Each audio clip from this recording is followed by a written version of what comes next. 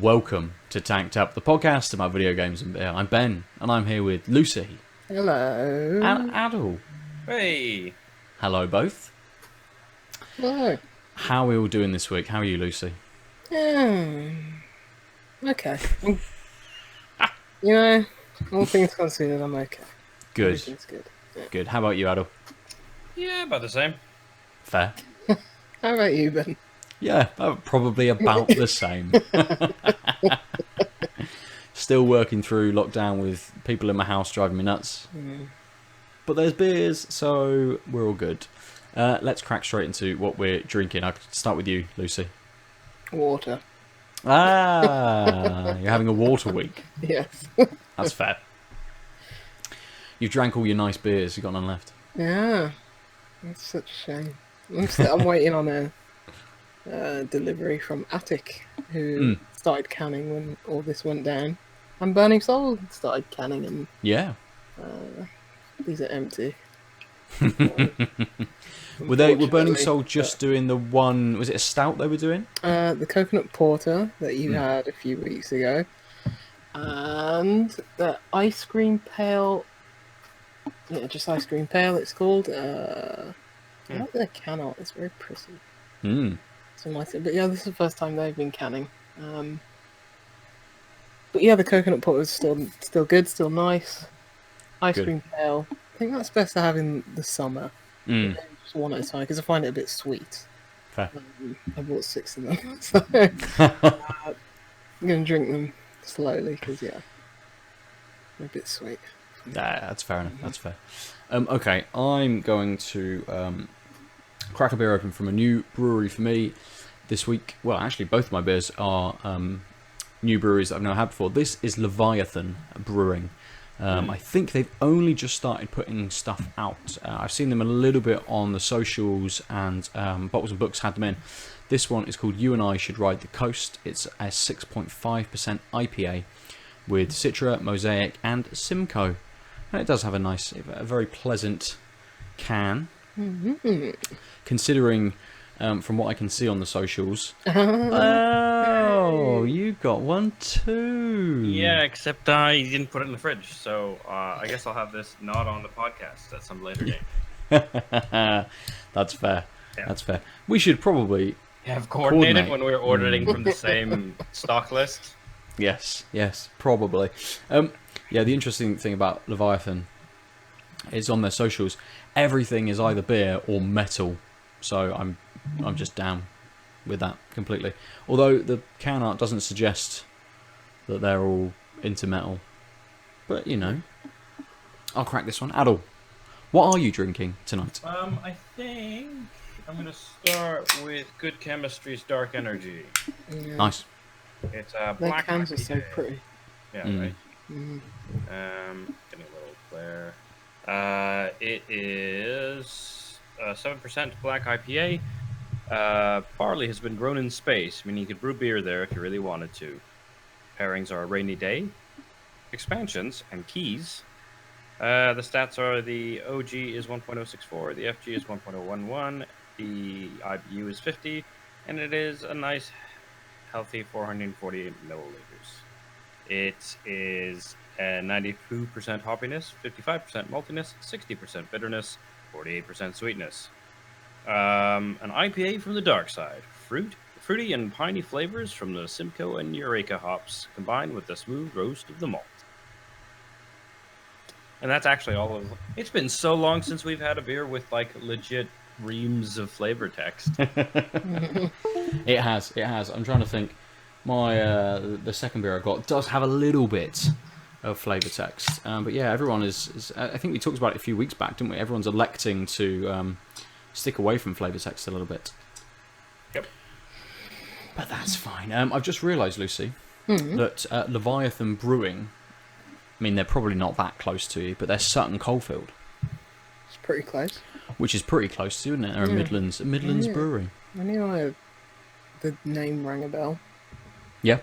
I was looking them up maybe a few weeks ago. I was like, oh, didn't know there was a brewery in Sutton Coldfield, but there we go. How new are they? I pretty new, I think. I've only Bottles and Books had 2 beers in from them, and they've only kind of just started showing up on the socials for me. You know, being drunk by other people and stuff. So I've not seen anything from them before. I could probably check Instagram in a moment to see kind of how far back their posts and all of that sort of stuff goes to see exactly how new they are. But first, the beer. So it's super clear. Oh wow, yeah. Really clear IPA. It's a nice sort of bronzy colour to it. The head, it frothed as I poured it into the glass, but it's disappeared quite quickly, leaving, you know, about 10 ml of head in the glass, which is nice. It's got a lovely, almost creamy sort of nose to it. It's got oats in it. It does have oats in it. It doesn't tell me the yeast or anything like that, just water, malted barley, wheat, oats, hops, yeast. But yeah, it definitely has that creaminess on the nose.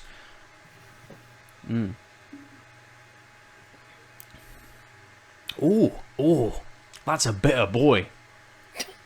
Oh, that's good. Yeah. Rolls straight in to that bitterness. It's more piney than dank, and it runs through kind of all the way. The bitterness doesn't really let up at all. There's a little bit of maybe floral notes in there as well, kind of just backing it up. Trying to get if there's any citrus or any kind of tropical notes coming, because it was Citra, Mosaic and SiNKR. Oh, that's going to go down super quick. In a good way? Yeah, absolutely, in a good way. It does, as you don't like, Aadil, it does dry out quite quickly, and it wants me to sort of reach for it a little more. But the slight fruit that you get there and those floral notes that you're getting in that, they disappear quite quickly, and they leave that bitterness. That bitterness lasts a long, long time. So I'm reaching to get those kind of underlying notes that it has through it. But it's really, really good. I'm going to pour the rest of this in. And we can come to you, Aadil. How is your beer? It's got quite a strong head. As you can see, it poured a little thick, so it was almost like 3 fingers, and it's lingered quite a bit. It's got a lovely, like, tropical fruit nose with that's followed up by a slight malty character, which, you know, not surprising when you have a BIPA.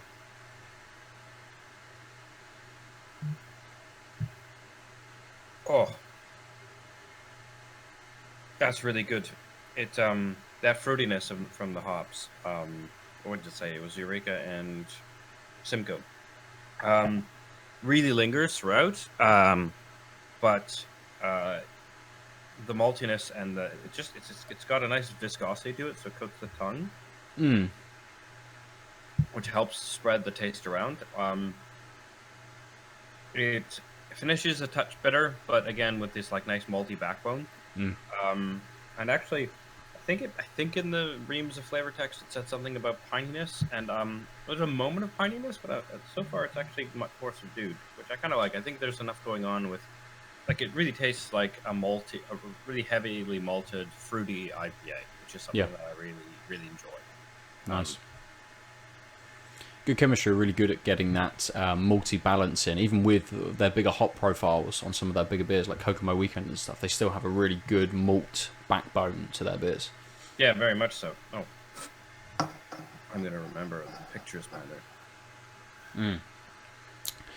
For everyone's information, Leviathan's Instagram goes back to February 2018, where they had a little picture of their logo, and then a couple of beers. I think the first beer that was on the Instagram, at least, was called Arise.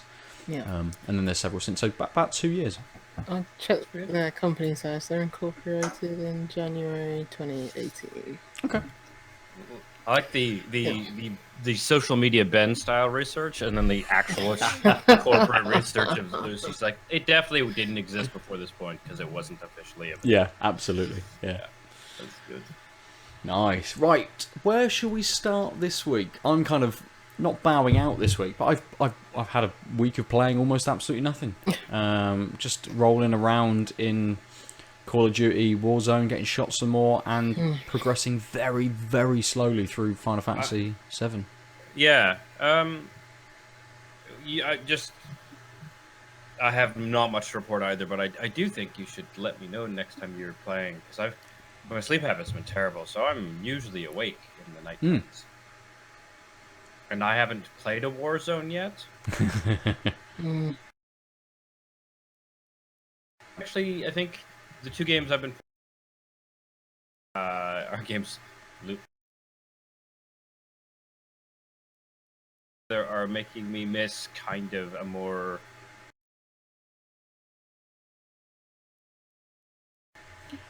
having something different to kind of round out your current experiences. Yeah, I guess what it is I'm getting enough variety of gameplay in like JRPG and whatever you call an Animal Crossing. But I'm not. But action wise, like actual combat style of gameplay, obviously there's not much in Animal Crossing. And maybe we'll just jump into this.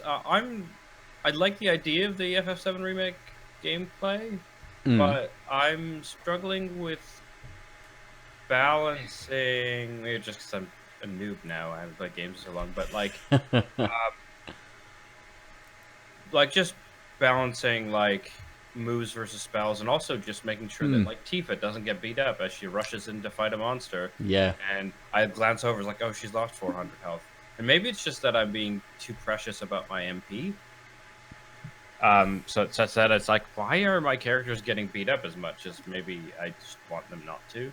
Yeah. But it's because for those of you who haven't played, it's basically active time battle, and you can switch between characters. But the AI run characters build their ATB meters so fucking slowly. So slow, yeah, it really is. The first time you play with 2 characters, it's actually quite quick, and so you're like in the first reactor mission when you're fighting with Barrett, it's really easy to just switch to Barrett and say, okay, now shoot that thing with your special move, and then jump back to Cloud.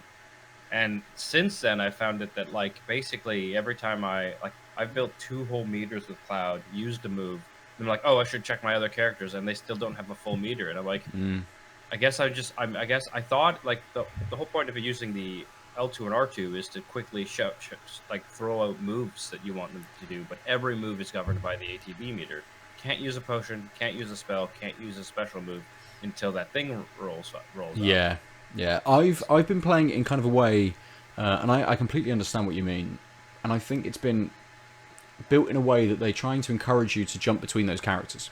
Yeah, that's why I'm surprised that you have that quick move, because it just doesn't work. Yeah, well, I've been playing it in a way where I will build up the ATB with a character, whether that's 1 or 2 bars, switch to another character, start to build it up with them, and then use the L2 button on the previous character to select the ability, rather than staying with that character and doing their kind of abilities. And sometimes, sometimes that comes a little bit easier. You know, when you do have ranged attacks that you need to do, you kind of want to be Barrett all the time, because the other 2 will just stand around and block.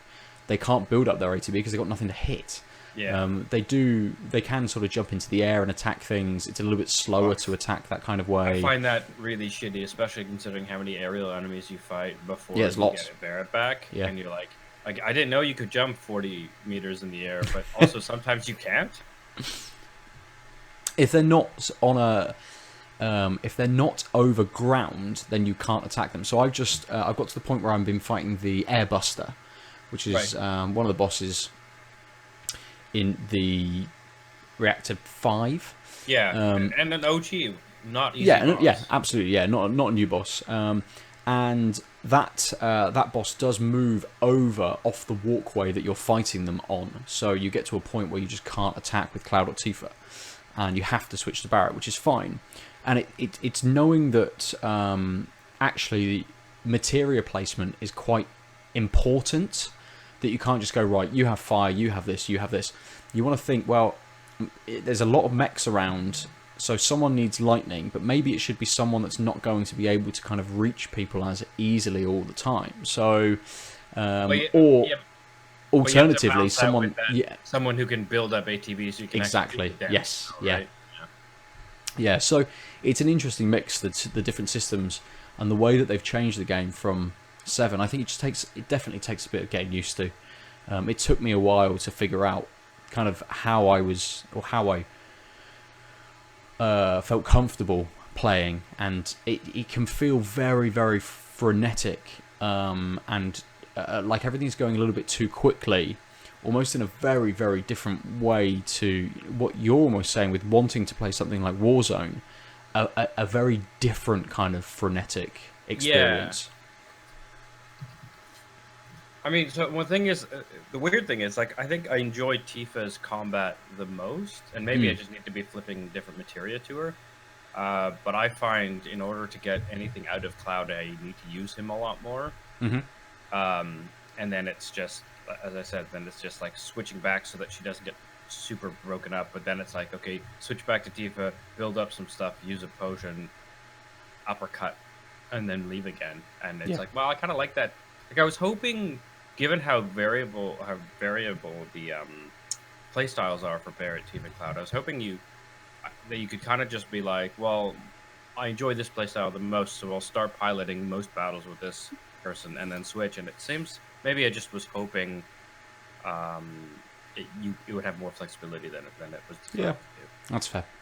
And we'll have to see how it changes as we play through, with obviously a larger pool of materia and abilities that people can do, and different weapons and things like that. But I think we should probably leave Final Fantasy there. I can see Lucy kind of slowly fading from existence. I actually just put up a looping video of myself feed. Just disappeared, had a cup of tea, came back.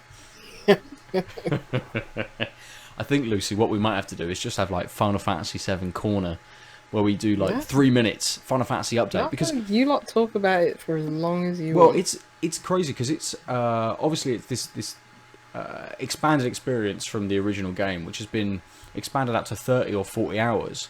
And I think the rate at which I'm playing it, I might finish it in 3 weeks, maybe. I'm getting like half an hour in here, half an hour in there. You know, gone are the days where I can blast through The Witcher 3 in, you know, I don't know. I say blast through it. That still took me about a month to play through. But that is a ginormous game. You know, that was 100+ hours of game to play. But yeah, it's just I'm taking it so slowly, and I want to sit down for an extended period of time and kind of blast through it, because that I'm not one for nostalgia, but it does hit those notes. And absolutely, as soon as some of that music kicks in, just like, it just feels good in this modern game, having this experience again, and just, it does hit me nostalgic. Yeah, exactly. Nostalgically. You can't run away from nostalgia. No, you can't. Impossible. But we also mentioned Warzone, which I've been playing a little bit, playing with a lot of friends, which is great, because we're playing sort of 4-player now. They've introduced teams of 4 on there as well. Occasionally, just 2 of us pairing up with a bunch of other randoms, and it's nice to have this big pool of different people who are kind of playing as well. So, you know, bring a lot of my friends together to play Call of Duty over and stuff. So it'd be good to add you into that, Aadil, if you do fancy it. But yeah, it's just kind of fun. Obviously, much more fun playing with your friends when you pretend that you know what tactics are, when you try and clear a building or how to move through an open space. We still haven't won a game yet, but we're getting closer. We're edging closer. I think 4th is our highest so far. To be honest. But yeah, it's not consistent though. We're not like 3rd or 4th every time. It's kind of 21st, 7th. 4th, 21st, and you build up, have a really good game, and then just everything else is shit after that, and you realise you should go to bed probably. Yeah, my first and only solo run at a battle royale was in PUBG. Came 3rd, and I was like, cool, I'll never play this again. Did you get all the achievements you needed? I don't think I've popped one, but it took me about 20 minutes to figure out how to get in the front seat of a car, in the driver's Yeah. seat. And the fact that I was able to do that for 20 minutes and nobody was there to shoot me down, I was just like... And then in the end, when the circle came, like, you know, it was just that one very small radius. Mm.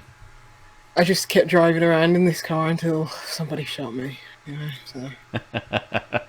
Because I wouldn't have been able to get out of the car. I didn't know the button to get out of the car and then start shooting. I was like, there's no way that's going to happen. So I was like, I'll just drive around in the circle and see what happens. Having played a reasonable amount of DayZ, I had absolutely no interest in PUBG when it came out because I knew that I didn't want to play that kind of game, as a big 100 or 99 versus 1 kind of game. I much preferred it when it was, you know, zombies, leisurely going around, you know, shooting other people and collecting gear and stuff like that. It feels, at least for me, a much better experience as DayZ than maybe PUBG would feel. Battle Royale is far too slow for me. It's like you spend 90% of the time collecting loot and then you just get shot dead by somebody who's better than you. And it's like, no, I'm good. We can just cut away that 90% and just have it in Call of Duty where someone who's better than me will still shoot me dead within seconds. But it's like, oh, I didn't spend 40 minutes of my time collecting loot before that. So, yeah. Right. That's fair. Yeah. All that build up for just a wet nothing. fart. Basically what it is. Gone. Yeah, I know exactly what you mean. I've experienced it enough on there. But I mean, Warzone is good because it does bring you back. I don't know. Again, we've talked about it being kind of like the hot new thing. You know, all of the people kind of rushing to play that one because it is the new game. And I don't know how long it will sustain. It'd be interesting to see how long my friends and I kind of stick with it before we all rush to, you know, that next big new release. Fortnite season, whatever the next season is in Fortnite. Season 58. Yeah. It won't be. It'll be season 3, episode 2, A experience or something like, you know, 5 different things that mark it from the previous one. Yeah.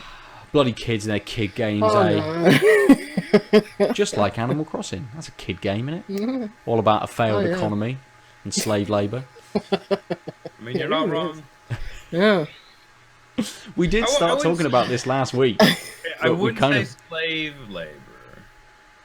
Which is a shame, because I did want to enslave all the animals, but you can't do that, turns out. But, yeah. Yeah, I just took out a new loan for 528,000 bells, just for a new room in my house. You've definitely surpassed me in this game.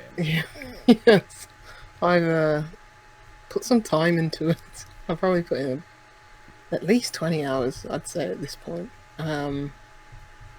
Yeah, I moved to another side of the island where there's more space. It was easier just moving myself rather than moving the villagers. Right. And yeah, now I've got my space. I put up my brick fencing, so it's like, this is my property here. And all you other animals can just... I guess they have to be able to get onto my property, but, you know, I know it's mine. Right. So you help build this community, and you're like, no, I'm done with you, thanks. Yeah, I need my space. Because I want my own space, I want my mansion, I want my pool on top of my mountain and my observatory, and yeah. Your little bamboo garden. Yeah. That's a communal bamboo garden. Okay. Yeah, so. But yeah, it proper hooked me. It's just, I love all the, like, collecting all the DIY recipes. That's the fun part for me. Just making all the new pieces of furniture. Because it is literally like a virtual dollhouse. It's like all the toys that were too expensive or I didn't have as a kid from, like, Sylvanian families. Right. Because they're all so little and cute and yeah. So I'm just filling out a childhood fantasy. I mean, It's that's all that you sort want. of the point, right? Yeah. And the fantasy of being a homo Yeah, in crippling debt. hopefully he doesn't like take your passport away from you as soon as you get to the island or anything like that, does he? Not yet. You're basically stuck there. Yeah. Because you're forever in debt to Tom Nook. Well, you don't have to be, but you have to be. If you want, they put a nice new freezer in that shop, and it's like, I need a freezer. My house doesn't have a freezer, and it's like, I don't have any space to put the freezer. Extension, Yeah. $500,000 Bell loan. Oh. Yeah. There's no escape Like in the a system. mini beer fridge, and he's like, yeah, of course you can have that, but it's Yeah, going to you cost you, yeah. the same as a small house. And it's like they put the items in the shop for like one day, and it's like, I don't need a urinal, but I bought one, so Oh no! Aadil might need one. I might need to trade one with him, or I might have, visitors to my island, and they might need a urinal, and because there's going to be a public toilet, I guess, somewhere on the island. I'll have to build one. It's a new plan. Very down in this game. Yeah. But I have to say that what do I have to say? So I guess one of the things that worked was I got from a present attached to a balloon in the sky. I got the Flores lava flooring. I have the the Doom Hell wallpaper to go. Oh really? And then I was like, cool. Well, my new room is gonna have Flores lava, and actually, I think I just won this game. This is great. Flores lava. You haven't won until you get the matching wallpaper. Wallpaper. I didn't know there was. So then you need a wooden table, a square wooden table, and then just a single chair, and you can sit your little dog on it in his hat, and that's it. Pretty much. So this is That's your win. Yeah. Screenshot it, and you're well away. So these little balloon things, are they gifts from people, or is it's just the game randomly dropping it's part of the stuff? game. Generating them. One of your tools is a slingshot. Then all it does is shoots awkwardly above you and will kind of home in on a balloon if it's reasonably within range. That's it.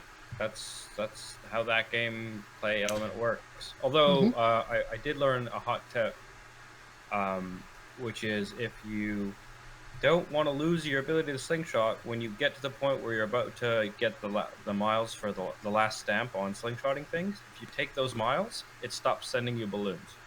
Really? Yeah, because you've passed that part of the game. So don't do that. Oh. Okay. Hot tip. Hot tip. Sucks. I want balloons. What determines what's in the balloons? I watched a video, where they were they popped 99 balloons. They were like, okay, in the green ones there's this, in the blue ones. Yeah, but the spawning of the balloons is still super variable, right? I just get clay.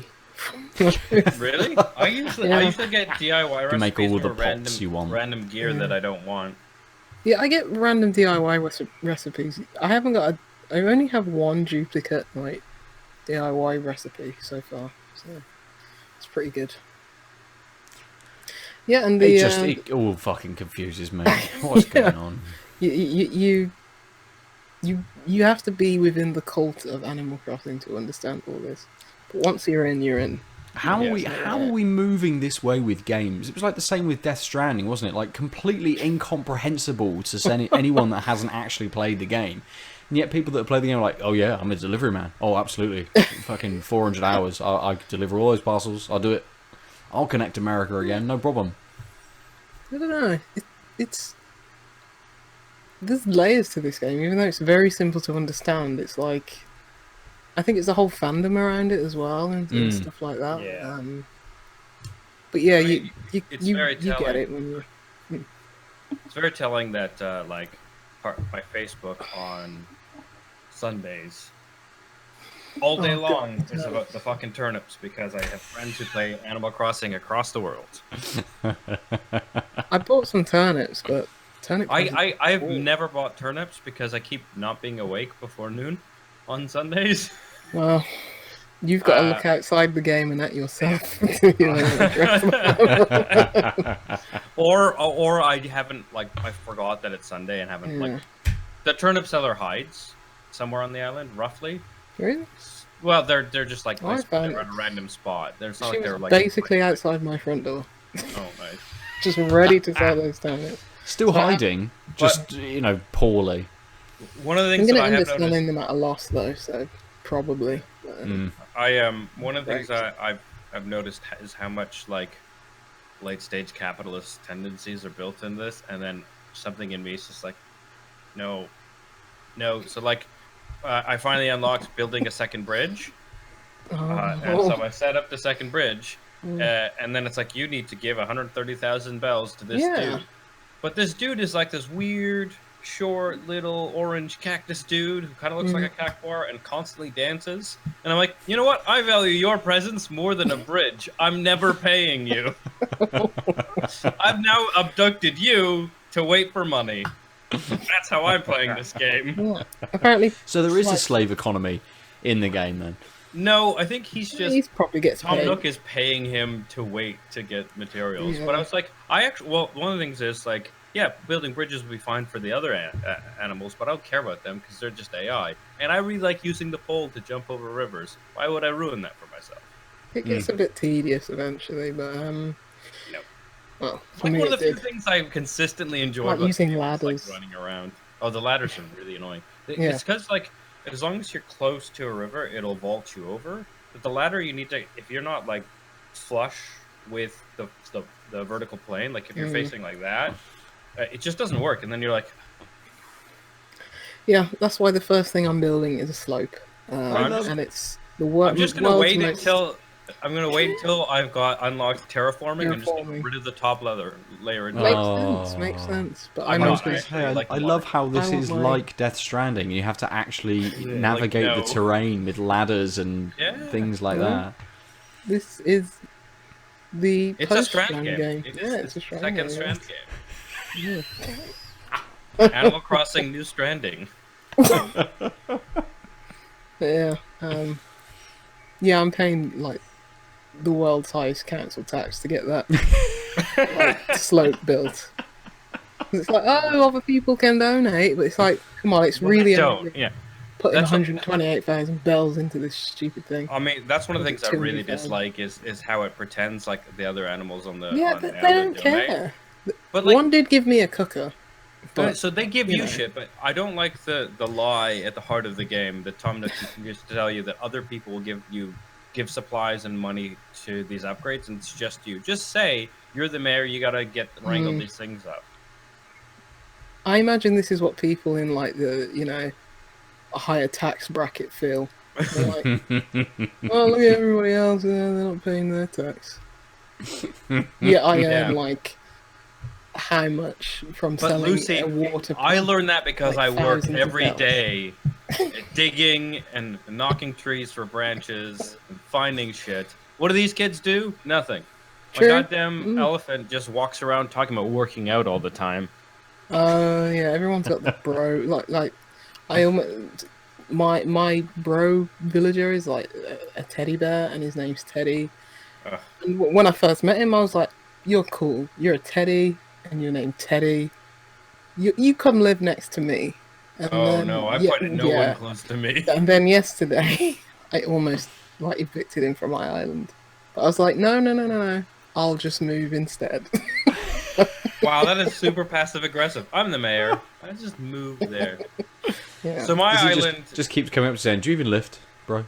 That's what he basically does.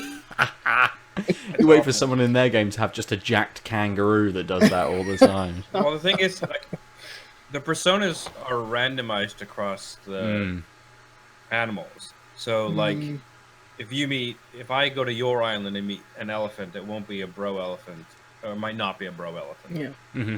But that also is a weird dissonance when you visit people, because you're like, oh, these people, they're on this island. They're not these people. They're fake. Elephant is bro dude. Why are you pretending to be elephant, bro dude?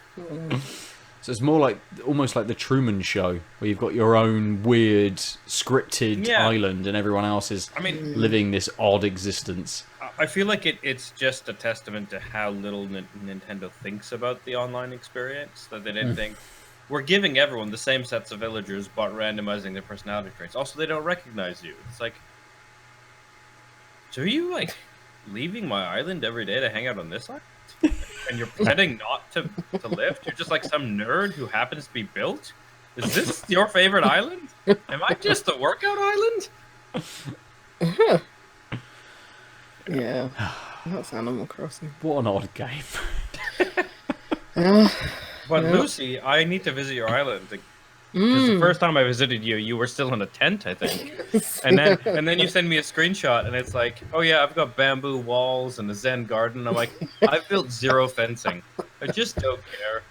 Yeah, I've remodeled, so I think Yeah. part of it is I like the deserted island thing. So like even when I got access to other areas of the island, I don't get rid of weeds unless they get in the way of me like picking up fruit. Because right. so the way the game works is when a new item spawns out of a tree, a spawnable item object like a tree or a stone, it needs to it'll hop out in the 8 directions surrounding 8 squares surrounding the object. But if there's something, including a weed that's growing, even though the weed doesn't encumber your walking, it'll bounce that. It has one space of bounce away. But so I like the aesthetic of the weeds around trees, but that means some trees, you can't get anything out of them because there's no there's so many weeds around it. There's no space for anything to come out, or it'll like throw one branch and then nothing else until you pick up that branch, and then or like you chop wood. And it's only one chop wood, and you hit it another time, nothing happens because there's nowhere for it to spawn. And I'm like, I wish there was a way of saying I like the aesthetic of not flat, 2D, non-textured ground. I guess that's what they want. It'll be paved over with concrete soon enough. So. No, I don't want that. I might put manholes for the I fake put a manhole idea. cover next to the construction of my slope. Yeah, that's fair. Yeah. But I mean, the new update just got announced today. Yeah, and it's crazy. they're bringing bushes. So I think the idea is Those between bushes, yeah, we're gonna have bushes to buy and like trees, and then you can. God knows how much. There's gonna be thousands of bells. They've got you, Lucy, forever. Yeah. Yeah. So Lucy, can I ask? And then we'll jump away because I know now Ben has got his own personal loop video going on, like Lucy had with FF7. I'm the only one happy with this entire episode. But Lucy, have you started, or do you like the flower growing mechanic and like hybridization building? Oh, I haven't 'Cause, really I know people dug who into like. it. Yeah, so what I like about the game is there's a lot of different loops that you can just ignore. So like I planted flowers because I got free seeds, and then I thought I knew how to make a pink thing. I got white seeds and red seeds. Thought I knew how to make a pink thing. Nothing pink showed up. I'm like, cool, don't care about this. This is never going to be a mechanic I care about. I don't need to find the perfect rose. And one of the things I think is because you can't... So, if I want to plant an orange tree, I just need an orange and a shovel. Yeah. And then and then open spaces and a perimeter around it, I've learned. Otherwise, nothing grows. But yeah, so as long as you have a plot of land that has space, drop a fruit into the hole, and then it'll grow into that fruit tree. But if you plant flowers, it's just burying an object that is a flower. So later on, someone can dig it up and get that flower. It's not you don't get the seeds out of it. No. And then it's like, this is exactly like fucking tulip culture in the 1200s or whatever in the Netherlands, where goddamn tulip bulbs were the most expensive thing in the world. Because you couldn't just replant the thing. You had to go to the source and get the seeds from those fucking Nook boys. And I'm like, no, I don't want... I might be curious about trying to figure out how to breed flowers, even just like to learn how that loop works, but not if I have to continuously buy seeds and like figure that out. And I'm not going to look it up because I think that's the whole point of the game. I just I thought they'd be on different islands. When I got a recipe for something, it's like you need pink tulips. I was like, don't have any. But once I just planted like 3 in a row, different colours, just a pink flower just started sprouting. And I was like, okay, cool. Yeah, I think you just need to have the 2 colors growing side by side. Probably. But you have to water them. Yeah, I think I did water them for my Nook miles. We won't get into that. That's another system on top of the system. The Nook miles is how to make sure when you're bored, it gives you something to do. It's very, very smart. That is that's what's been keeping me going. Gachapon, like, microtransaction type thing. It's like, if you're just like, well, I'm kind of done, there's always 5 active mini quests that just as soon as one's done, another pops up. Just add an item, and it's like, chop this many trees, plant a tree, catch this many bugs, catch this specific fish. Like, and then you can buy a Gundam. If you're not, you can buy a Gundam. What? So you can buy a Gundam or like a Godzilla or something. Like there's the shop you spend bells in, and every day it has a rolling stock of one-offs and then things you can buy multiple of. And then there's the Nook miles, which is also how you like get more bag space and whatever. And it's also how you get the tickets to go to we talked about this last time, the islands that you visit once. The generated islands, yeah, and then they burn them. Like they clearly carpet bomb these islands after you leave because they don't exist anymore. Just fucking Dodo Airlines. But after a certain point, they start like filling the store with more than just the generic Nook branded stuff, and it's like a phone booth, utility poles, manhole covers, like things that make, like, if you want to make a more industrial looking island, you have to spend a lot of miles to like get all these items, even just to figure out how to, or recipes for fancy fences. So if you want a theme that's more bamboo-y, you need to buy a lot of fencing for that if you care about fencing, which I don't. Fuck fencing. But like, a couple of those things are people out. Yeah, that's why I love my fencing. Yeah. But so the thing is, it's an interesting storage concept because you can. People can't move furniture when they visit your island. So if you have too many of a thing and they can't hide it in your house storage, you could literally. I found this out because a friend posted about it. They had so much like just random. I think it was their turnips. They just put all their turnips on the ground and then put fencing around it, so no one could go pick them up. Because picking an object up that's been dropped, you can do, but you can't move furniture. So they just have a field where it's like their fucking storage warehouse. And I'm like, God, we're just recreating the world. This is a storage facility. Well, right? It's an off-site storage facility for your weird fucking hoarding. What the fuck are we? I have the same thing, but it's a dump and it's just out in the open, right next to the town hall. And there's a lot of flies there. But there's a lot of old tires, empty cans. Oh, you've kept all that shit? Yeah. I don't know when I'm gonna need that. This game is meant for hoarders. The way I play it, there's very few things I hold on to, and then maybe I'm playing this wrong. I'm like, nah, fuck it up. You mean you don't want a tire toy or trash bags? I need this old door? I'm just gonna make like tons of trash bags out of it. I'm gonna have to start an Animal Crossing is too close to real life series, I think, because like it promotes like really bad tendencies like hoarding and debt. Yeah. I mean, interest-free debt. Hell yeah. I mean, yeah. I mean, that's what Tom's not a bad guy at the end all about, right? Low interest, long-lived loans. Yeah. So is Tom like the worst capitalist? No, I think interest-free loans. I think I mean, it's interest-free loans. He's not smart, except he is because of them. He gets you to develop this island that he keeps dragging people over to, and clearly the AI gets items, and they don't seem to have slingshots. So that means they probably do visit the Nook brothers. So they're spending money. I think Tom is just not on my slope. Benefactor, and then them Nook boys are the ones who sell shit to everyone else, and they don't notice that they're being hoodwinked because the father's being like, hell yeah, I'll just lend you some money. Don't worry about it. Anytime you want. Also, there's something seedy there's nowhere to going on. put this thing. Yeah. Anyway, so that's and we'll never talk of it again. Well, that's not true. We're going to talk about it next week, probably.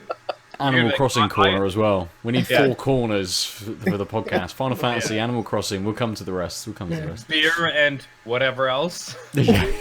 Beer and every game Lucy has played. Yeah. So I'm going to open another beer. I'm ready. Yep. So the other brewery that I haven't had a beer from before that I picked up today is Modern Times. One of the big American brewers, one of the popular American brewers, I suppose, out of San Diego. This is Spaceways. It's a hazy Nelson IPA, 6.7%. Love America, big 1-pint can. The only thing about America that is good. Hey, my niece, who's like 3 months old, she's great. Okay, fair enough. Yeah.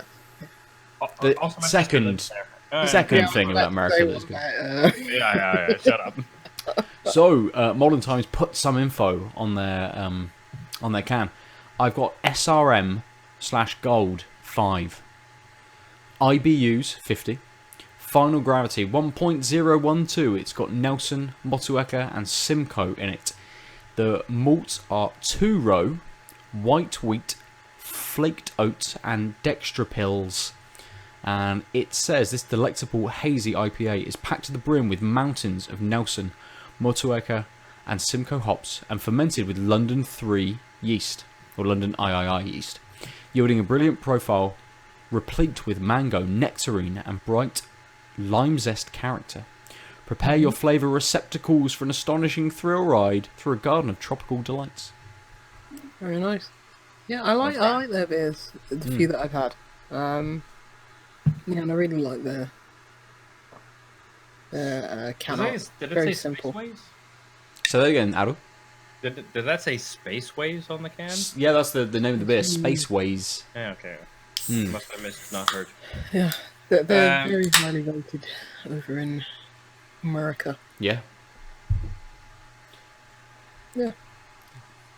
We don't get a huge amount of American breweries really over here. And Aadil, you've had Evil Twin sort of a few weeks in a row. They seem to have had a big drop over a few months ago. But yeah, I mean, it was clear they were a little old stock. I think it must have been just that the bottle shop got their hands on a shipment of things. Because again, like one of the reasons why I talked about Evil Twin like 3-4 weeks in a row is because I was like, oh shit, yeah, why not? Like, I'll grab a handful of these because I rarely see, except for maybe Sierra Nevada, right? Like you don't see, or Founders or something that's supermarket kind of, big brewer delivered or distributed into sort of supermarkets. Yeah. So, I mean, we get to experience quite a few American brewers through lots of collabs. People like Cloudwater do quite a lot of collabs with people like Finback and stuff like that, Another Half. So we do get to experience them a little bit. But yeah, as soon as I saw that the bottle shop had Modern Times in, I just thought, yeah, great. I don't know when I will ever get to have one of their beers. So, yeah. Aadil, what have you got? I've got Un Pint o Beer. It is the public access on air. Oh, nice. It is brewed and canned by Dorchester Brewing in Boston, Massachusetts, distributed by 12%. It is a double dry hops, double India Pale Ale.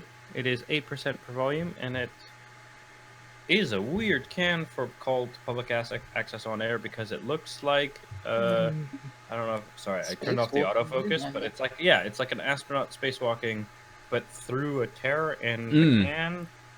Neither. I mean, I guess on air, as in above the atmosphere. I guess. I mean, no, you'd kind of expect radio waves, maybe. Yeah, I'm no artist. It's fine. All right. Nice. Lucy, how's the water? Still good. Yeah, I do enjoy water. Is there a distinctive taste to Birmingham water?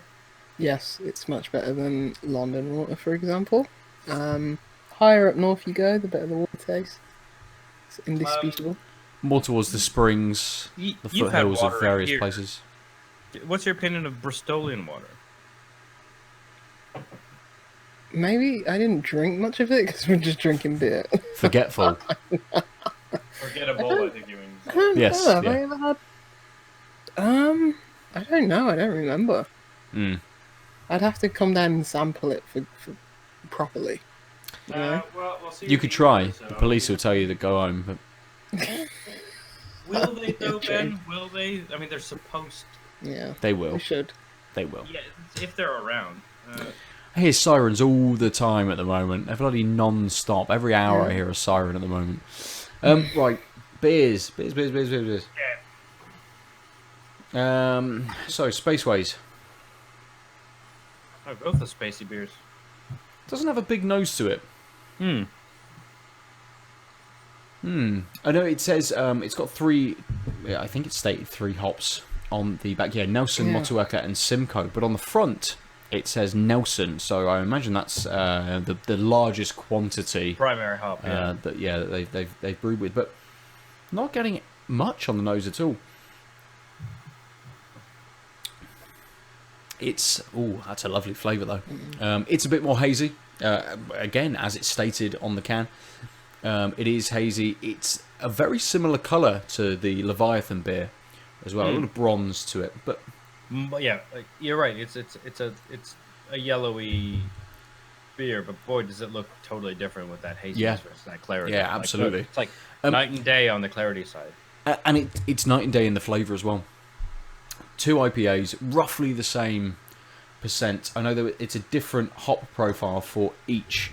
I don't think. Simcoe is the only hop between the two that is the same. But this is very soft. It's very smooth. Lots of stone fruits coming in. A little bit of a tropical hit to it too. No bitterness whatsoever. Absolutely none. I don't know whether I'm being spoiled from the previous beer, having it been such a big bitterness all the way through that flavour that I'm just not picking up on it at the moment. But this kind of starts off, it's so soft. Light bit of carbonation to it. I mean, there is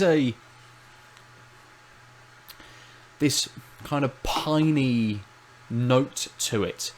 It's interesting the way that kind of like Nelson is used, because you get some beers, like Punk IPA, which has a big kind of like Nelson profile to it, which doesn't have those grapey notes. It has that big piney nature to it. This is kind of similar. It has a bigger piney note to it, not a bitter pininess, just this nice pininess kind of backing up those fruity flavours to it. Or you get Nelson used in a way that you're getting those more vinous, those grape sort of flavours that you get through the way that it's kind of been used in more recent beers, I think. But it's so easy. You would not tell that this was, like over 6%. You'd easily mistake this for a session beer. Nice. Oh wow, that's really good. Again, that's just going to disappear. Aadil, how's yours? So as you can see, there's almost no head. It kind of almost looks like squash. I'm surprised at how little carbonation is showing up. Like juice. Yeah, juice, man. It smells pretty juicy too, like some citrus and tropical fruit. Like it's doing that for the most part. Which it didn't have any text, right? Just double dry hop, double IPA, 8%. Doesn't smell very boozy. Again, smells citrusy and tropical fruity. It probably gives a hint of what it was dry hop for. So that 8% is giving that viscosity. It's giving that clinging to the tongue. Other than that, though, it's kind of reminding me of what you just said in the tail end of what you were describing your beer for, Ben, which is that I wouldn't suspect this being session strength, because there's just a little bit of sweetness after everything else. Most of everything else fades. It gives a hint that this was boozier than you thought, friend. But other than that moment, like, doesn't taste boozy. 8% beer, again, could easily be, and a part of this I think is that it is less carbonated than the last beer, which is surprising because that was a black IPA, but actually it's still an IPA. It's just dark, right? Yeah. And so it had this like viscosity to the froth, but there were still bubbles in it. And this is like pretty close in lack of bubbles, but that makes it. It still has that effervescence on your tongue. It just isn't very Yeah, it's just not very bubbly. It's again, it's got that citrus. I want to say like a light melon somewhere in there, more than the fruit. So the fruitiness in the nose isn't quite there in the taste. So light citrus, light melon, and then this slightly piney, little malty bitterness. That again, so like if the head of the fruitiness is like here, let's say 2/3, then when that fades and you get that piney bitterness, it's like at a 1/3 or below. It's still there, but it's much less prevalent. And then it just sort of lingers, which means that except for what I'm trying to see if I've missed anything, I can kind of let this sit. Leaves my mouth wet. Has that nice lingering bitterness, but it's not too bitter, such that sort of makes me want to get rid of it, but it does linger. Like it's got a long finish. It's just kind of weak, and so Yeah. this is very drinkable for 8%. Easily could be 5-ish, I would say. So not quite session 4. Like there's just a little too much hint that it's boozier, but between the lack of carbonation and the really light touches and switches between the tastes, like you could just be like, yep. I'm just drinking a drink versus, this has a significant alcohol. Yeah. Nice, Dangerous. nice. I think I want to come back to this Spaceways a little bit because the more I'm drinking it, the more the taste is changing slightly because I think I'm coming off of this Leviathan with a little bit of not spoiling the Modern Times beer, but just altering it very slightly.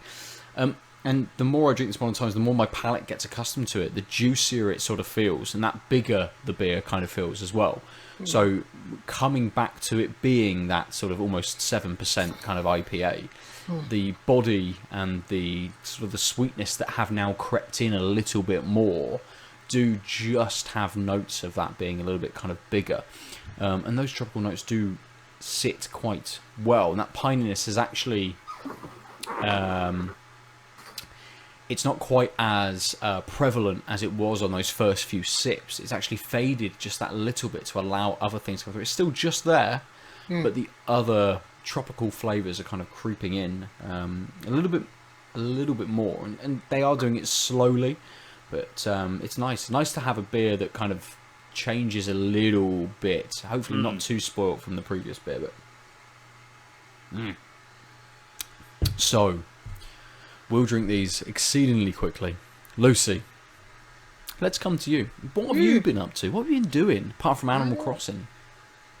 I've done Animal Crossing. I have it in quite a few games, and there's my post-it note gone. But I do remember what's on it. That's it. Can't remember any of them. Gone. I've played over. nothing. Let's end the podcast. Yeah. So, Thanks, everybody. See you. Bye. yeah. Bye. No, I want to talk about a game called SiNKR. SiNKR. There's no E in it. It's a little puzzle game from a dude called Robert Walher. And it's everything I like about a puzzle game. It's got a central theme to it, which is like moving these little pucks around with these hooks. And the game keeps adding on mechanics and elements, but it does it in, it's got like I think there's 10 like groups of levels, and every group a new mechanic gets added on, and then it's just that very steady, very not slow, but yeah, steady ramp up of like difficulty to the puzzles and adding different elements onto each other, and then by the time you get to the like last group, you have all these different elements adding on top of each other, and it's like, oh, the game's been teaching me how to use these mechanics, how to incorporate them into, you know, different techniques, how to figure out these puzzles, and it's just like, yep, nice steady ramp all the way to the end. It doesn't overstay its welcome. You could probably finish it in maybe 2 hours or something like that, depending on your skill set. But yeah, it's just everything I like about a puzzle game. Simple, yeah, complex as you the further you go, and it's just like, yeah, good. It came to Xbox, I think last week. I think it's still on sale for about £4, which is, you know, a steal for like a really competent, well-made, minimalist puzzle game. It's currently on. You can get it on mobile on Google Play for $1.89. Yeah, I fully recommend it for that price. It's been Yeah. on Steam for a while, and like the sequel's out as well now at this point. The sequel Okay. came last year, SiNKR 2, and I'm really looking forward to checking that out because I really enjoyed this game, and it's an Nice. easy 1000G on Xbox. SiNKR 2 is $1.59 Ooh. on Google Play. So yeah, I imagine. I mean, it's pretty old at this point, so I imagine it's much cheaper on places than Xbox. But if you like that 1000G, I mean, I've been popping the achievements and getting my reward points every day, so it's been very good for that as well. But outside of that, yeah, it's a really well-made, confident puzzle game. So Yeah. 10 out of 10, full marks. Definitely recommend that. What else have I played? The Post-it note is gone, so my memory's blank. No, it isn't. I played a game on Switch other than Animal Crossing. In between Animal Crossing. In between plucking all the weeds out of my island because they're horrible and disgusting, despite what Aadil says. The weeds are the best part. I will mail you 1,000 weeds if you want. I mean, so sorry. No, but, like go I ahead. just decided that whenever I built a house, for like a new visitor, I would give them a hay bed outside and a tiki torch by their front door. So That's a fire hazard. I mean, yes, You because basically want to burn their house down as soon as I'm they- aware, but like I did this, and then I was like, shit, I don't want to weed the rest of my island because I like the aesthetic. So then I like literally weeded other islands using Nook miles because Yeah. I was like, I've committed to putting a hay bale on the right of every house. I don't want to use up the weeds on my island because I like the look of them. What the fuck am I doing? I'm traveling to other islands for their weeds? How many weeds do you need for one hay bed? It's like 30 or 20 or Oh, something. wow, okay. Yeah, it's I'll enough. send you some in the post. I've got plenty. You know this game has gone too far when those tiki torches do light the hay bales, and then Tom I Nook would tries to love that. sell you fire extinguishers, not give you, sell you fire extinguishers to be able to Fire put the alarms. fire out. I would be okay with that, to be honest.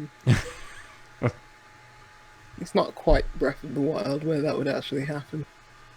What It's is a this bit more Switch game, restricted. Lucy? It's called Half Past Fate. It's called Half Past Fate. It's basically a isometric. I'd call it a visual novel. There's slight puzzle solving, and you are like controlling characters in the world, but it's seen from an isometric point of view, and it's got this like some of the best pixel art I've seen. Sure. The art style's just so striking. It's got like this like I'd call it like 16-bit, but not quite, maybe 32-bit, like kind of like tilted art style to it, and it's really good looking. I'd say that's probably the best thing about the game is you know, the visuals are just probably is what, other than like Ori, I'd say it's probably one of the best looking games I've played this year. But it's essentially a not quite visual novel, but it's a, let's call it narrative adventure game where you're basically playing through a rom-com. Yeah, It's like I a was gonna, rom-com take. having looked at some of the images, it looks like a dating simulator. Yeah. Yeah. It's not quite a dating sim because there's more choice in it, whereas this is Okay. very set on a linear path. You are just going through like you know, dialogue options. You don't really have any choice in that in the dialogue, and it's got a kind of like fetch quest, like kind of adventure gameplay to it. There's not really much to it. Like there's light puzzle solving, but you're not really playing for like the gameplay. You're not going to get anything, you know, deep or rich in the gameplay. It's just, oh, I'm just seeing where this story goes. You know, it's set around like these. I'd say these 3 different couples. Well, eventually they, turn out to be couples by the end. That's not a spoiler because every rom-com there is, it's like, yes, these people will eventually get together, and it's like, yes, of course. Yeah. But it's told in like a non-linear way. So Right. at the start of the game, it's like, 24 hours ago, and then the next chapter it's 8 years ago, and the third chapter it's 4 days ago. So it's told non-linearly. And it's nice seeing how all their different paths like cross and connect, and it's surface level. It's not it's not exactly like each character is like has a major influence and effect on the others, but it's just nice seeing their stories slightly intertwined. So that's cool. But yeah, I like the writing. It's very saccharine. It's very sweet, and it's very. I mean, if you're not really into like visual novels or the things that are just like overly, everything's nice in the world, which it certainly isn't. Don't play this game, but if you do, it's just like just need some light-hearted, fun stuff. Which even though Animal Crossing is very light-hearted, has the insidious nature of being a game about crushing death. This is just very much the guy gets the girl at the end and everything's happy, and in this utopian society where people will let you cut in line at a busy coffee shop, which would never happen. You're more likely to get glassed or just hot coffee thrown in your face. But so that I enjoyed it. It's probably about 4 or 5 hours long. Okay. It's set over 12 different chapters. And it's just a nice, uplifting experience. And the art is phenomenal, so there's also Sounds that. great, yeah. I'll talk about a game I played a few weeks ago, Yeah. which I should have talked about by now, but speaking of nice art styles, there's this, I'd call it a point-and-click adventure game. Loosely. And I'll explain that why later. It's called Edgar, Bokbok in Boulzac, I think. I think that's a play on words. I'm not sure. The humour on this game is, let me tell you, all over the place. It's made by this French developer called La Poudre, and I have thoughts about this game because it has a great art style. It's got like this cut out Paper Mario look to it, but a lot of the gameplay in there's point, and back in the day point and clicks used to be brutally hard and with nonsensical puzzles, and a lot of developers nowadays, after we've been through there's no point and click adventure games anywhere, and now there's tons. I think some developers, swung in the completely opposite direction by having puzzles which essentially aren't puzzles. You find something in the world and it's like, I've got this jigsaw piece. It can only go in so many places, and I'm just like mashing it in until it fits somewhere, rather than I don't know, combining inventory items using, more intuition or something like that to figure out these puzzles. This is basically, I pick up an item, it can only go in so many places. I think in a modern setting, it's kind of like the difference between Broken Age and Dropsy the Clown. That's a very good way of putting it, having played both of those. Or something like that I really like the Dark Side Detective. That is a pixel art, point and click adventure that's like harkening back to like Monkey Island and stuff like that, where it's very much got those old school sensibilities, but everything makes sense, so it can be done that way. Not everything has to be completely outlandish, even though the things that you are doing are outlandish. They do have some semblance in the real world. It's like, this makes sense why put this, make this a pulley out of this chicken or something. There you go. But pulling something out of a chicken? No, making a chicken a pulley. Monkey Island reference, the monkey ranch and monkey. Anyway, it doesn't matter. Edgar, Bokbok in Boulzac. which is basically some dude who grows pumpkins, and he has a chicken friend who he definitely sleeps with that chicken. There's no way getting around that. He calls it, "Oh my Oh darling" and stuff no. like this. Yeah, it's very weird. It's very weird, and it has what can only be described as a certain humor. I don't know what that kind of humor is, but where it I don't mind games with like weird humor. It's like, okay, but where it got in the way for me is like, oh, in the case of like I don't know, the Dark Side Deceptive or Monkey Island, the humor plays into like the dialogue which is giving you, you know, obvious hints, and it's Yeah. like, yeah, everything's got a comedic tone to it, but it's still in service of like the plot and then pushing you on as a player, Right. giving you hints. Whereas this, it's like it's definitely trying to fill out the world, but a lot of the text and dialogue is weirdly written and like kind of superfluous to Okay. anything. Even world building, and it's like at a certain point I was just like, none of this is essential and none of this is giving me any clues as to what to do, so I'm just going to skip through it because it was very strange, and I'm sure that's heartbreaking to whoever, you know, wrote it, but it was just very weird, and I didn't quite understand that level of humor. Like in some games it's like, yeah, if I get a chuckle out of it, you know, fair enough, but this I was more just confused. I was like, is this meant to be funny? What's going on?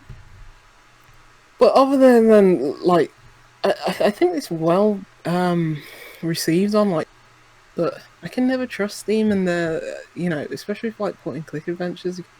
I think people are so starved for them that then they're just like, yeah, everything's great. Yeah. I'd say the art styles, you know, really striking, and it looks really good, but in terms of point and click adventure game, gameplay wise, not for me, and in terms of humour, I did not understand it. Yeah. It Maybe does. I don't understand French humour. Well, it looks like from their website, Le Point Noir, that this is their first game. It's the only game that they have listed on their website. So Well, hopefully, it's made, you know. It's yeah, like, So hopefully, it's something they can build upon, and whether it is a little more, as you say, Lucy, whether it is kind of more French humour and it is geared towards that kind of audience, that they can then take whatever they do next and build on that and make it a little bit more encompassing of kind of everybody, or at least a bit more approachable to everybody. they should just make a visual novel about him and his chicken. Romantic. A rom-com? What is this, like the prequel to Hatoful chicken. It's Hatoful KFC prequel. Colonel Sanders' Hatoful boyfriend. Yeah. Finger licking. No, we won't. Ooh, yeah. Well done. I mean, not well done, but well done. Yeah. Boy, Well, oh that's boy. that. But I have touched upon another game that's called Later Daters, which is actually a wrong like visual. Have you been in a certain mood in the last couple of days? No, it's just that all these games came around like probably just after February the 14th or something. Yeah. You know? Yeah. But yeah, this one like looked interesting to me because it's about people in the retirement home. Oh, Which nice. looks different, yeah. I people barely fucking. scratched the furthest. Yeah, yeah. Thank you. So yeah, I'm gonna play more of that on Switch. Hopefully. What was it give called? my impression. Later Days. And it's got a great like soundtrack to it because they made a song about it being old. And it's quite boppy and catchy. Nice. But yeah, that's what I've been playing other than like Apple Arcade games. I mean, I'm kind of jealous of Apple Arcade because I think part of it is like playing Switch in bed has made me like, oh, it would be like looking at mobile games again after a long break from them.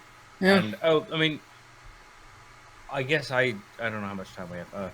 I did play a game, which was the new Final Fantasy Tactics mobile game, Okay. but I didn't play a lot of it because it just is such a mobile game with.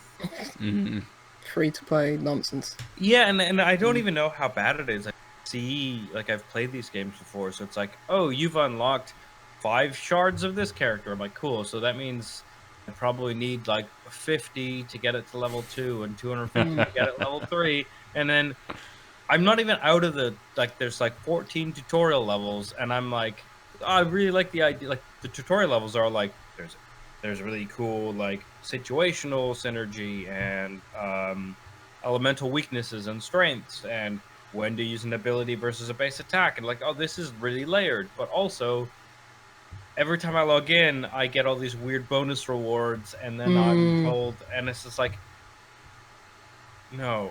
Yeah, I mean, I loaded what up. I want is FF Tactics, and from what I've read, it's actually not that bad, except it has all those telltale signs, and that's just enough for me to be like, how about no?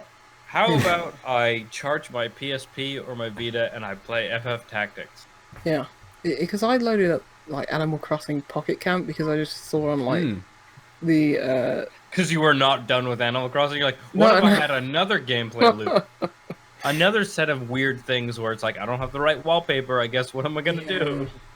Because on the Switch News tab or whatever it is, it was like, oh, you can get in-game bonus items for Animal Crossing if you load up Pocket Camp. Soccer. No. And I'll tell you why.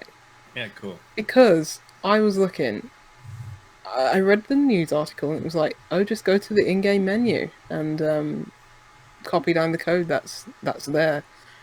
I was like, cool, all I have to do is like load up the app and then start the game. Yeah. It took about 20 minutes of me, just cycling through dialogue with Isabel just to that's a long get time. to the in-game item. So yes, I am a sucker, you're right. Yeah.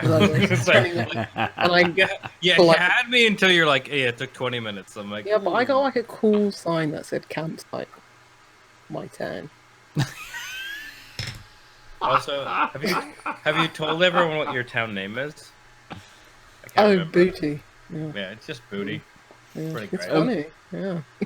I like it. Google clearly want to build on the popularity of Animal Crossing because Animal Crossing Pocket Camp is the first recommended game on the front page of the Google Play Store. As soon as you go onto it, that is there. Yeah, it's just totally just that FOMO is systems on systems. That is. Oh, I couldn't imagine playing anything worse than Animal Crossing Pocket Camp. Oh shit! I played a mobile game last week as well, which was fucking fantastic. Monument Valley 2. Oh, did you get it for free? I got it for free. Yeah, it's very good. It builds on Monument Valley very, very well. It's the same. I preferred the first, but I think I'd agree. I think I'd agree that I preferred the first to the second. That sucks because I got the second for free and have never played the first, but I'm not gonna buy it. We'll play the second first. It really doesn't matter. No, it doesn't matter. But I mean, the second builds on the first very well. In the way that it evolves the puzzles, in how it changes the various things. Very short though. I blasted through it in maybe over 2 nights. It is very short. Yeah. I think my sister finished it in one setting, and she was like, "Yeah, this is very short." I was like, "Yes, it is." Yeah. But yeah, it's very good. Yeah.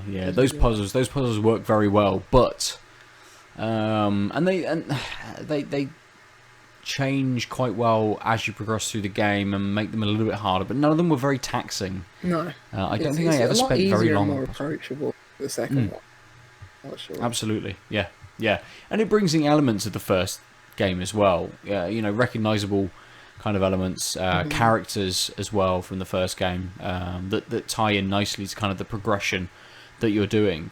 I just wish it was, even half the length again, would have Yeah. probably been about right. It was that short. Yeah. And Bit very meatier. surprised. Yeah. Very surprised when it finished. Yeah. 'Cause, Even with kind of splitting those different layers of levels as well between two different characters. Because I'm sure the first one sold decently, and I'm not too sure, but they must have had Apple's back in for the second one, you know. So yeah, it was surprising that it was that short, but yeah, I did enjoy it. Yeah, the first one's great. It is, so definitely check that out if it ever goes on sale or something like that. And I think they had DLC as well, which was very good. But speaking of isometric puzzle games, just to go back to talking about Apple Arcade, like I just played a game called Possessions, and it was probably finished it within an hour, and it's like I enjoyed that. I really enjoyed that, and it's like I wouldn't have known this was a thing if not for Apple Arcade. Yeah. If it had a price tag on it, I may not have bought it because it's like, I don't know what this is.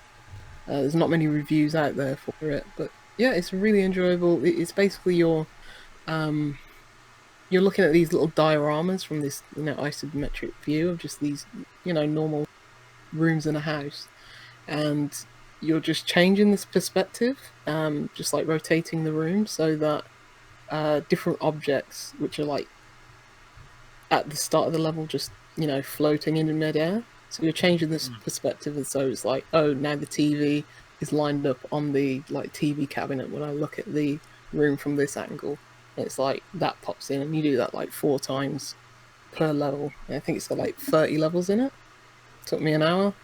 I don't know what the story is. It was a bit weird. I think it was about I don't know if it was about this husband who's just abusive or something, or just doesn't care about his kids, and the wife should have chucked him out years ago. I don't know.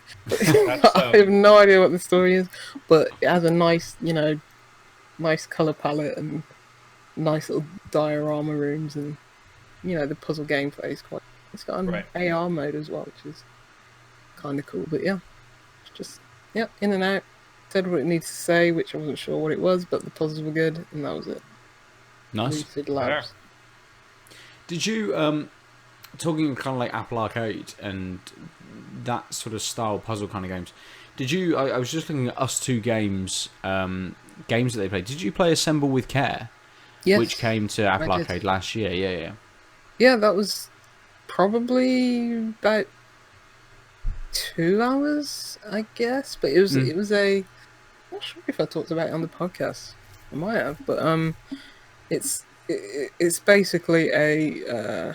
No, I'm pretty sure I did talk about it actually. Mate, it was last October that it came out. So, I mean, you're no, I don't blame you for not because I can't remember.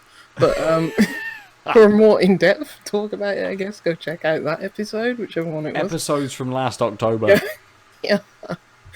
But it's basically just telling a story of this woman who's moved away from home, and she's set up in this town. I think it's some Mediterranean town, and she's basically fixing old heirlooms and relics from people's past and families, handed down, like a pocket watch and this and that. And it's basically very tactile. You're very much using the touchpad. I don't think playing it with controller, even though I imagine it has controller support, would be satisfying at all. But you're basically undoing screws, wiping down things, replacing, camera lenses and stuff like that. But yeah, it's about a 2 hour, short narrative game interspersed with these, really tactile puzzles that you'd find in something like, I don't know, that series of games. Yeah, that was also good. Good. Having a very swift search on Out of Lives. You did talk about it on episode 189, if people want to go back and take a look. Or have a listen about more with Assemble with Care. Because I was kind of thinking that talking about these mobile games and Apple Arcade, that we haven't had something quite as influential as Florence for a long while. Florence was, what, 2 years ago now, 2018? Yeah. We haven't had any big kind of mobile game. You'd imagine someone like Us Two Games or something maybe on the cusp of that same kind of quality, same kind of level of influence and prescience, and just having something kind of killer. But I don't know whether anything has kind of really even hit those sort of notes at all. You're right. I mean, there's as we spoke about last week, the quality is like high for those games, but there's no, for want of a better term, killer app that you would purchase the a subscription for. Some people like Grindstone, the Capybara, like match-free game. Yeah. I jumped off that pretty quickly, but there's nothing there that is like, yes, I need to, get this subscription so I can play this game. Right. But yeah, for me, it's like, oh, but we, have all these consistently other good to great games that are on there. There's just no 10 out of 10 superb. Sure. All in every headline app. Yeah. What are you gonna do? But I suppose it doesn't. Well, I assume it doesn't work like something like PS Plus, that you have to have a subscription when games kind of release. That if I say got an iPhone tomorrow and signed up to Apple Arcade, I could play the entire back catalogue since its launch. Yeah, it's like Games Pass in that sense. It's just like it's just you pay for library access versus Games with Gold or PS. But Games Pass Plus. takes games off though. Right. It So the point is you're does, buying access to a library. Yes. Well, Does PS Apple Plus- Arcade recycle through its library, or is it just So far, always? Yeah, it has to be. Yeah. But like I'm just saying, like the PS Plus games with gold thing is, if you don't have access to it on month X, then you don't get this game. Yeah. And that's a subscription access thing that sucks. Yeah. Because if I didn't have it on February 2018, that game isn't accessible to me. While like Games Pass, Apple Arcade, at least are like this point. Are just Yeah, like, you're right. Game Pass is the better map comparison to that, or something like PlayStation Now, I guess, Yeah. on the PlayStation side of things. I know Google were, and I don't know whether they did, but they were. No, phone. I'm not asking you to do anything. Yeah, they did release something similar, like after. They were going to bring out some kind of subscription-based model where you had access to X number of games and apps and various certain things, and you could link that in with a family account, so you could then tie it in with other accounts, so other people had access to all of those things, and you had to pay one subscription. I don't know whether that did I heard much. bad things about it in terms of, oh, they haven't really curated this, and it's not. Yeah. They're just putting like not any old game, but it's like, oh, with Apple Arcade, it's a walled garden. Like, there's not gonna be any like free to play stuff in there. And stuff. Whereas, from what I understand, the Google Play was just like, no, we're just gonna put in these games. It doesn't matter if they're if they're new or if they've been out for a while. And it's just, I don't know. Yeah, you don't have that same level of quality assurance, I guess. Yeah. It's kind of, they're just trying to catch up almost, and just pick things and go, yep, that, just chuck it on, and see what we can get. But I mean, it kind of sucks that it's like some of these games are just exclusive to Apple Arcade. In terms of in the mobile space, a lot of them do come to PC Yes. and other platforms. But yeah, in terms of mobile, it's kind of cornered the market with that, and it was just kind of lame. It's like, let these. Maybe there's going to be an exclusivity thing where like a year has gone, and it's like, yeah, now they start to appear on like Google Play and stuff like that. I'd at least hope so. But yeah, it's still bearing fruit, paying dividends. Yeah, well, It came out on last Friday. Was it last? Yeah, Friday just gone. I can't wrap my head around that. My brain is either broken or they want me to rewire my brain. I just can't. I don't understand the puzzles. What have you started it and just bounced off of it kind of instantly? Yeah, I started it and it was like, I don't. You're basically wrapping paper and then flipping paper. It's like, no, my brain can't do that. I don't know what it is.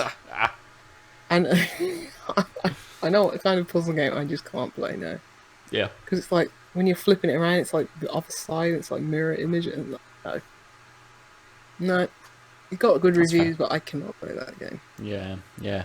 And as one kind of point to just bolster the appeal of Apple Arcade, Assemble with Care, which we're talking about, came to Steam last month in March on the 26th. Oh, I didn't know that. Yeah. So only about a month ago. Nice. And it is £5.79, which is reasonable. more expensive than a month of Apple Arcade. Yeah. Yes. $4.99 for a month. Yeah. So if you're thinking about getting this on Steam and you have an iPhone, get Apple Arcade for a month instead. Play that. Yeah. Play loads of other games as well. Yeah.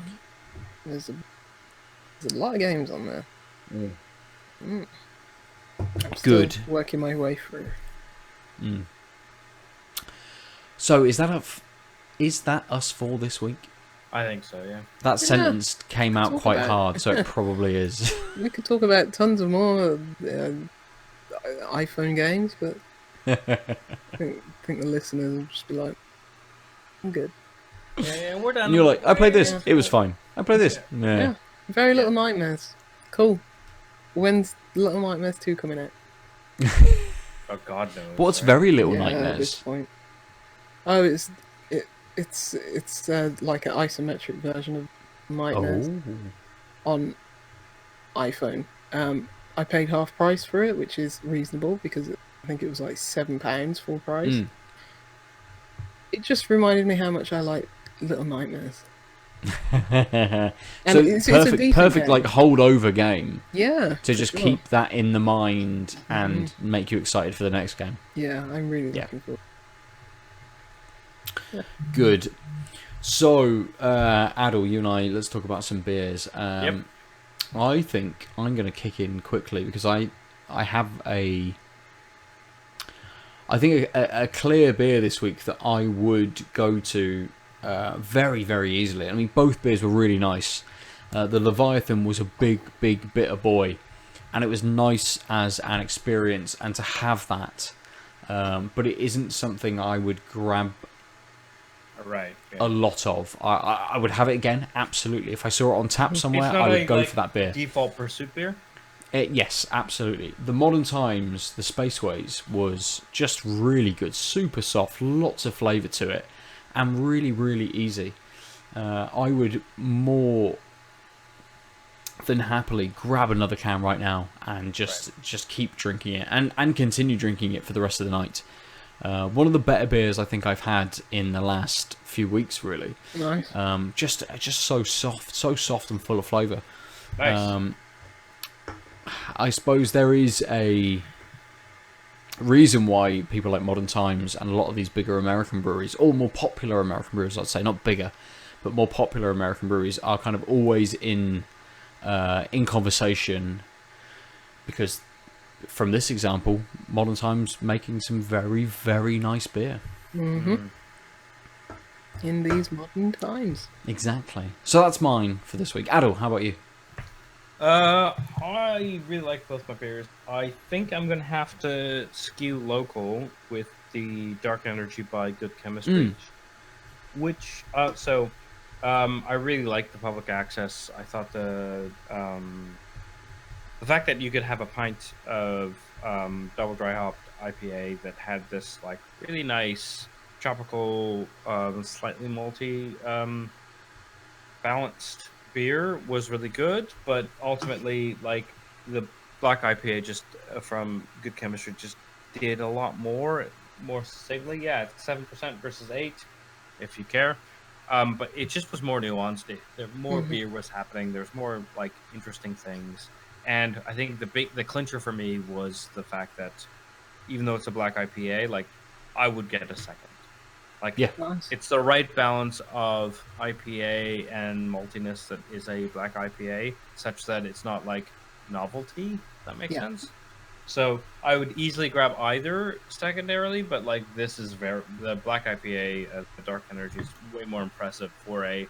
I'm kind of like, I don't think my mood matters. Like, I would definitely get a second one of these. Like, that's really hard to do with a BIPA. And it just, like I said, it just has a little more depth. Nice. It's a good testament to Yeah. quality. Yeah, And best absolutely. can. I like the novel can, the spacesuit guy, but best can, good can. Yeah. Yeah. Oh, yeah. I mean, I really like this can, to be honest. Like, Yeah, I do as well. Like- that's really nice, but like, Good and can. it's so well done. The fact that they've done a blur on the tear, so it's not like really aggressive. Even though, like, clearly the sentiment, what they want to do is like something's punched a hole in the thing and you see an astronaut, but then they blurred and softened the actual hole, so you get that feeling, but you don't feel like that's a nuance that's appreciated. yeah. Because I like really like these the should look be of that. very strong lines, and they're not because I thought about it. Someone was like, "Nope, I want this to evoke a thing, but not evoke it too hard." What's the little logo on the bottom? Oh, this like fake QR code. Yeah.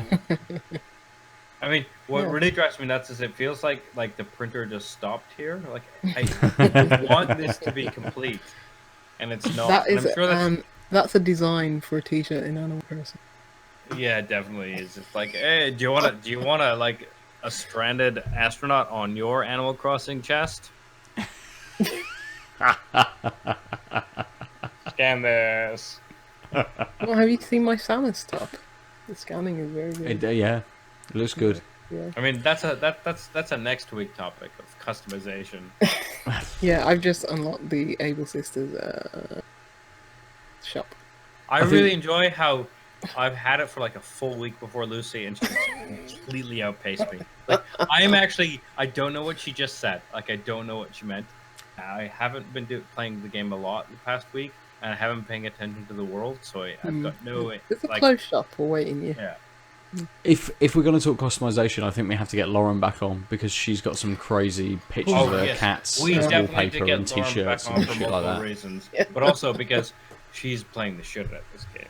Yeah. She puts my island to shame. My island looks like a dirt mound compared to hers. So, but the thing is, your island might look like a dirt mound. My island is literally a dirt mound. Full of weeds. Wait, what you're saying is, Lauren makes your island look like my island. Perfect. Let's finish there for this week.